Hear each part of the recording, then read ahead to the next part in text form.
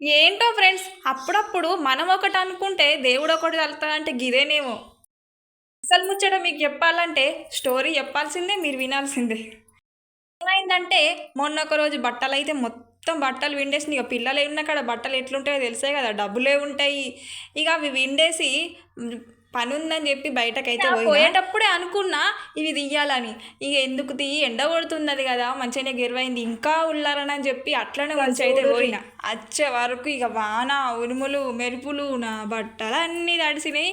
నా కష్టానికైతే ఫలితం లేకుండా పోయింది ఫ్రెండ్స్. అప్పటినుంచి ఇక 3, 4 రోజుల నుంచి ముసురేనాయి.